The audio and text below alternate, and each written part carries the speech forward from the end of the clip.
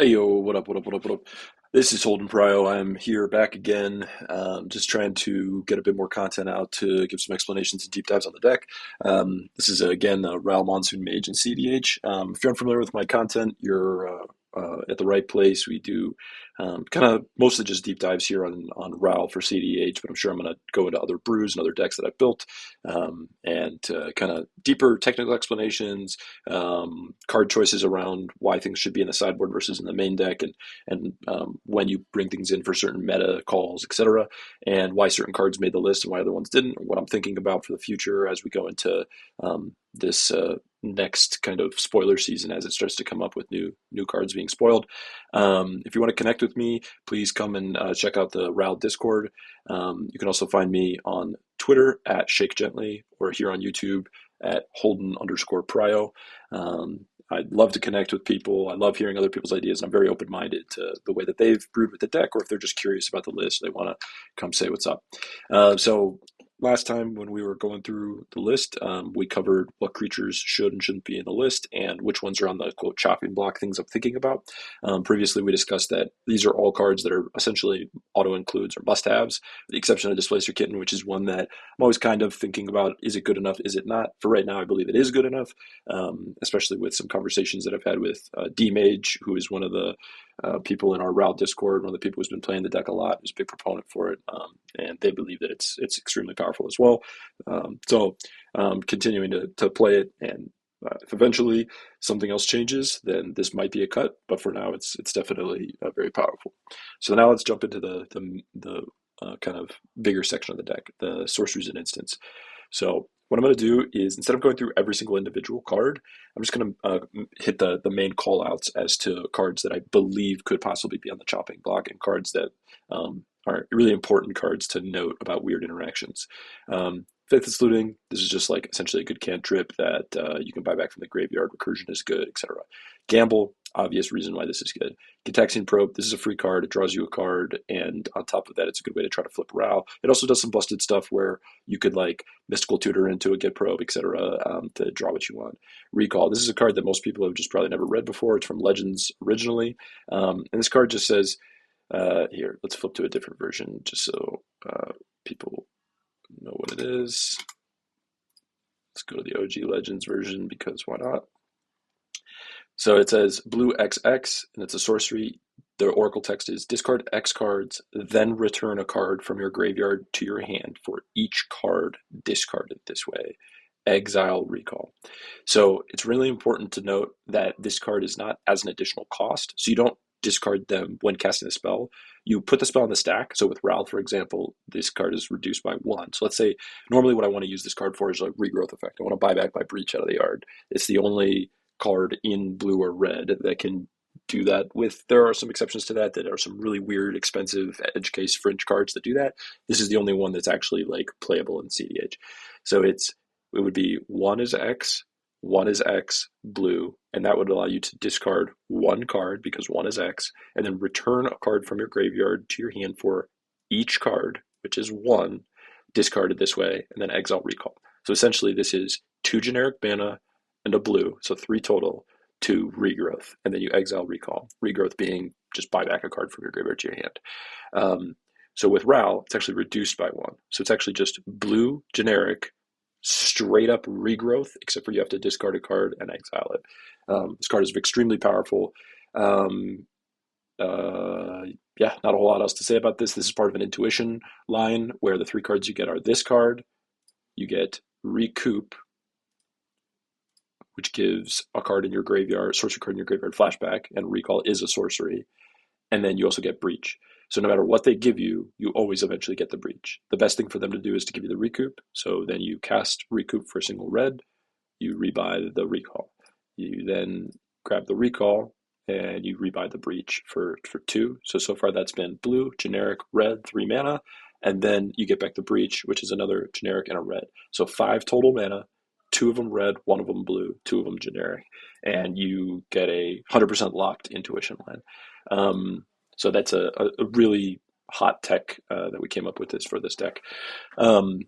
all of the rituals I'm not going to explain. We want to play every single ritual. They're all good except for the ones that are very expensive. So basically anything that costs like about 4 or more, we don't want to be on. So Red of Flame is insane. Striker Rich is great for a lot of reasons. It's color fixing, it has flashback, etc. Finale of Promise gives you 3 spell casts if you have an instant or sorcery in the yard that are equal to X or less. And with Ral out, this is always red, red, buy back or recast a 1-cost instant, a 1-cost sorcery. So Finale of Promise actually casts the spells; it doesn't copy them, which means that you get to go cast Finale Promise. That's 1 Ral Storm, and then cast those other 2 spells on the stack. That's 2 more Ral Storm. So this 1 card alone triggers Ral 3 times, and as you remember, the magic number is 6 for Ral because that means that we flip Ral on the 6th spell if we win it, and then we get to immediately ult him and try to win the game. We normally do. Um, Grape Shot is our win condition. It's just Storm deals damage. Brain Freeze is our other win condition. We don't play any other wins in the deck. Sure, you can try to convince me about how Stormkill Artist or Pinnacle Monk with Prowess or whatever could kill people, but whatever, those are our win conditions. Grape Shot and Brain Freeze, plus going through Wheel of Fortune loops, etc. This is another ritual, Hidden Strings. You may tap or untap a target permanent, and tap or untap another target permanent. So if you have 2 lands and you play Hidden Strings for a single blue because Ral is out, you float a mana, then you untap 2 lands. So this is 1 mana, and then you finish the line with 3 mana. So this was a ritual up to 2, but also it has Cypher, and Cypher's insane. You exile it when the spell resolves on top of a creature, like Ral.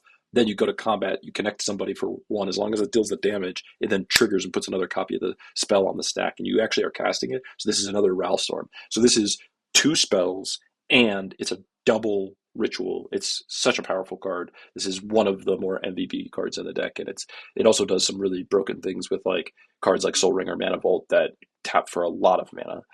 We don't play a lot of those, we just play those, but very, very powerful card. All the impulse effects, these are must-haves. You can't cut these. Recoup is part of the intuition line we can't cut. Rob the Archives is actually a card that's on the chopping block for me. And the reason why is because we play a lot of these effects, and there's a lot of different ones that we actually could play that we're not. When these effects, I'm talking about exile effects, impulse draw effects. So what's so powerful about this card, originally when I was reading it, is that let's say you have some fodder in play, like you have a Ragavan, then you could do some broken things where for a single red mana, you can because Ral's out, you can sack the Ragavan, cast this, and then all of a sudden you now have you look at the top 4 cards and you can play them this turn. You exile them and you can play them this turn. Here's the huge downside. First of all, it's only 2 cards, which is fine. That's what Reckless Impulse is. But the difference here is Reckless Impulse, it says until the end of your next turn. Okay? This one says you may play those cards this turn. And that doesn't seem like a huge deal, but what this means is that you can't use this as a card to bridge the gap from an early turn into a later turn. And that actually does come up a decent amount. So this is still in the deck because it's so inexpensive. It's 1 mana draw 2, which, we want 1 mana divinations in this deck. That's very powerful. But it's close because if there's anything that comes out that's slightly better, like if we get another reckless, if we get more Rimpulse, if we get more Ren's Resolve, which these are the identical same card with just different names, if we got a third one of these, I would immediately cut Rob the Archives for one of these.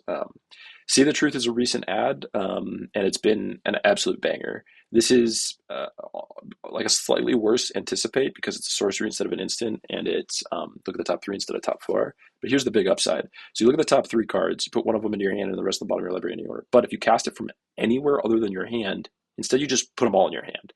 So essentially, first of all, the reason why this is good is it doesn't draw you cards, just like these don't draw you cards. So our deck is kind of not immune, but like things like this give us some protection from cards that limit how many cards you can draw in a turn, Notion Thief effects, Orcish Bowmasters, like things like that. But the other really big thing here is that this is a single blue mana. Look at the top 3, put 1 in our hand. So this is like almost like a ponder kind of effect, and it's the same mana cost. But then the insane thing is let's say we flipped it off a Reckless Impulse and we cast it. This is a single blue mana.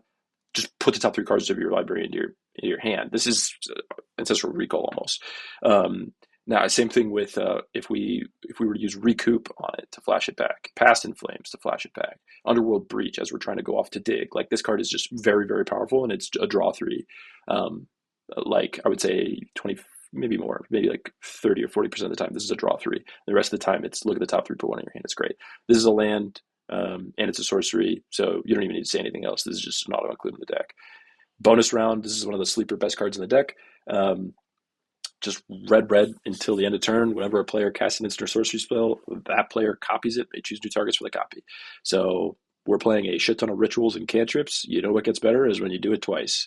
And bonus round is basically just like the, I don't know if I want to call it the secret MVP. I mean, it's so secret, but I don't know if anybody has played Ruby Storm in Legacy, the older version before it recently got some revamps and updates from big players in the scene like Tony Scaponi and Bryant Cook, and then a lot of other people who've been working on it.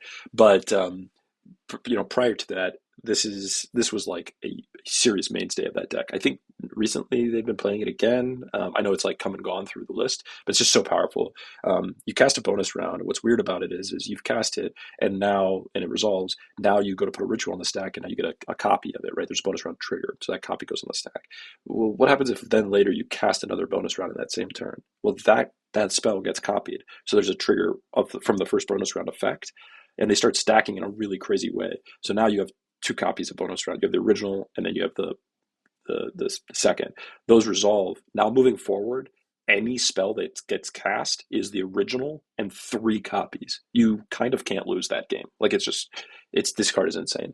And then you might be asking, well, how do you cast it again if you've already cast it? Well, we have so many flashback effects, so many graveyard recursion effects, and so many underworld breach lines and ways to cast out of the yard, and finale of promise and recall and recoups, etc.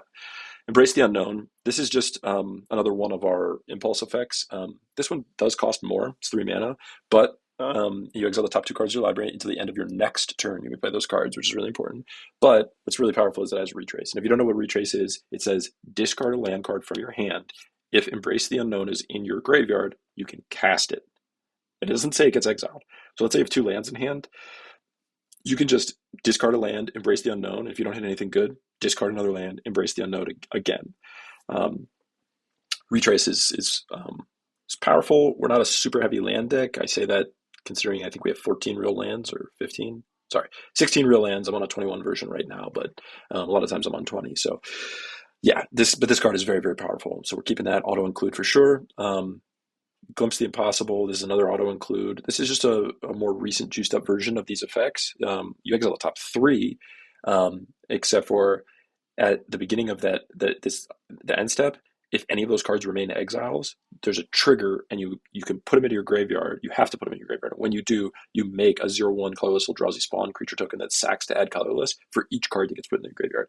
You can do some super weird shenanigans with Born Upon a Wind, where you like have a Born turn, you go to your end step, this triggers, this gives you enough mana to then continue going off. And I've done this for wins because the Born like turn-based effect doesn't say that it triggers on end step. It just says until end of turn. So that actually doesn't like fall off, quote unquote, until part of your cleanup step. Whereas this is an end step trigger.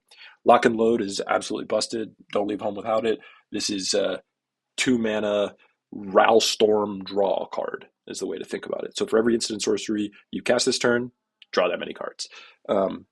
It has plot. Couldn't even tell you what that means. Who gives a fuck? Windfall, aka Slimer's Feast. We're on wheels. We play wheels. Solve the Equation. This is kind of a necessary evil. I really hate playing this card. It's very expensive. 2 mana sorcery speed tutors suck, but it gets you there. It finds you your intuition. It finds you your Grape Shot for a win. It finds you your Storm's Will, your Jessica's Will. It finds you your Wheel of Fortunes, your Slimer's Feast, your Time Twisters. It finds you your yeah, I mean that's pretty much it. That's removal. It finds you mana. It just does it all. So we kind of have to play it. Storm's Will. This is hands down the best card in the deck. Besides I guess Breach, depending on how you think about it. But if I have an opening hand that has like let's say 2 mana, like 2 lands or a land and a I don't know like a Chrome Mox, and I have something to pitch to it, and Storm's Will, it doesn't matter what else is in my hand. That is 100% a keep. It makes no difference because I can just go turn 1 Ral into turn 2 Storm's Will, or turn 2 Ral into turn 3 Storm's Will. Unless I'm worried about losing the game on turn 2, this is just like an auto keep. This card's insane. It's 2 mana in this deck. Which makes it even more powerful because it's always a ritual as long as somebody has 3 cards, which they're always going to have for the most part. And then it's also just an impulse effect for the next 3 cards off the top. And you can do a lot of broken things with this and copy effects where you can copy it on the stack. It's also really broken with bonus round. Here's another MDFC. It destroys lands. This is almost never relevant, except for it's a spell you can cast. So the reason why I'm playing all these MDFCs is because lands fucking suck, and you want to be able to cast as many spells as you can. Time Twister, we just play Time Twister. We are on all four wheels. Sure, you can talk about how, oh no, but this twists your cards from your graveyard back in your library and you're a breach deck and blah, blah, blah. Nah, we're a storm deck. The breach is just the thing we get to eventually. So let's storm off. And the way that you storm off is by wheeling. Oh no, new update available. Wheel of Fortune. I don't think there's much to really say here. We wheel Past in Flames. This is the only what I would call like big haymaker spell in the deck, outside of our 4 mana creatures, is because this is like a necessary evil, because it really is very hard to truly counter the spell, because you counter it and then it has flashback and then you just cast it again, or you counter it and then you recoup it and cast it again, or you counter it and or recall it or recoup it, or there's lots of ways to get it back, or you twist it back in the deck and you cast it later or whatever. So Past in Flames just gives everything flashback in the graveyard. We want to be doing that. We want to cast a bunch of copies. If somebody, like if our breach gets exiled or mind break trapped or whatever, we can still win this game by just manual storming a bunch, going to grape shot, and then just grape shot, grape shot. And a lot of times when you have enough storm, when you get like 30 or 40 storm, 2 grape shots is 80 damage. So, or, 60 or 62 damage, depending on what you got. So a lot of times that's enough to kill the table, or at least 2 players. And then that third player you have locked up based off board state. Echo of Eons. This is one where I actually have hard cast it on the top half, like on the front side. But normally we are just casting this from the flashback cost. It's insane with Lion's Eye Diamond. So if you have this in your hand, you can just cast the LED, crack it as part of the cost to add 3 blue to your mana pool, and then the Echo is just in the graveyard now. So now it's, you use the 2 blue, you have 1 blue left over because it's reduced by Ral most of the time if you have Ral out, and then you twist again. So you just Echo. This goes into flashback. I mean into exile because it's flashback, but whatever. You just got a fresh 7 and you're up mana. This card's very, very strong. I wasn't 100% sure at first, just because the front side is expensive. But the big things that sold me are being on Troger now. This makes wheels in general better, and also the fact that I kind of came to the conclusion that just playing as many wheels as we can is actually just really broken in our Storm deck. Seagate Restoration. This is also just another land. This is an MDFC, and this is essentially just it's always going to be a blue land, but I have cast this actually plenty of times, and a lot of times it's going to draw me 2 to 5 cards by the time I cast it. The magical Christmas land of you draw a bunch of cards and then you cast Seagate. Well, you're winning that game anyways. If you drew a bunch of cards, it doesn't really matter. If you drew a bunch of cards and you have 6 mana left over, you're winning that game anyways. But again, just another instant or sorcery that technically can be cast for free off of the Ral flip. I think I'm going to stop here just because this video is going to get way too long otherwise, and we'll go over the instance in the next one.